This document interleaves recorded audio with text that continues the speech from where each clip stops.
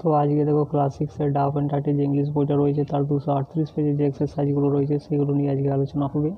তো আজকে কোন স্কুল দেখো, আজকে যে Mathabhanga girls high school HS এর এক্সারসাইজগুলো আজকে করানো হবে। তো এ থেকে দেখো,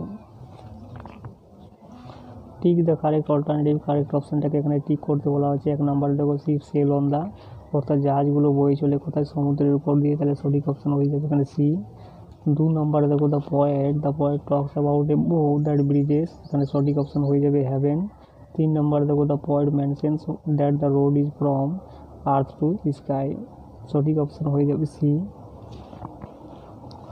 এরপরে বিয়েরগুলো দেখো, fill in the following chart with information from the text, অর্থাৎ এই চার্টটাকে কমপ্লিট করতে বলা হচ্ছে। তো 1 নম্বর দেখো অন দ্য রিভার, এটা হয়ে যাবে boat sail on the river. 2য় নম্বর দেখো cloud sail across the sky. এরপরে 3 নম্বর দেখো ওভার টস দ্য ট্রিজ, এটা হয়ে যাবে the boat that Bridges 7 over toss the trees.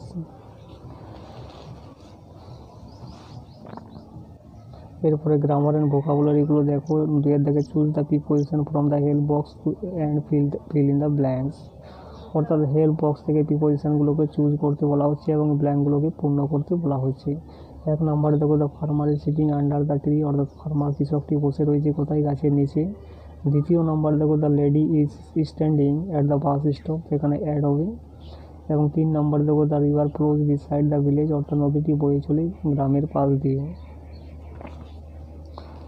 এরপরে 3 নম্বরেগুলো দেখো fill in the blanks with correct form of the given verbs in the bracket, অর্থাৎ ভার্বের correct form দিয়ে ব্ল্যাঙ্কগুলোকে পূর্ণ করতে বলা হচ্ছে, যেগুলো কিন্তু ভার্বগুলো ব্র্যাকেটে দেওয়া রয়েছে। তো দেখো এখানে ডু বসবে, এটা একটা imperative sentence, do your work নাও। এবং 2য় নম্বরে দেখো দ্য ডোর ইজ ওপেন, এখানে ইজ বসবে। এবং 3য় নম্বরে দেখো আই এম ওয়ার্কিং, আমি কাজ করছি, তো এখানে এম বসবে, বি ভার্ব বসাতে বলা রয়েছে। 4 নম্বরে দেখো from abstract noun from the following word, তো অ্যাডাল্টটা হয়ে যাবে অ্যাডাল্টহুড, আর সুইটটা হয়ে যাবে সুইটনেস।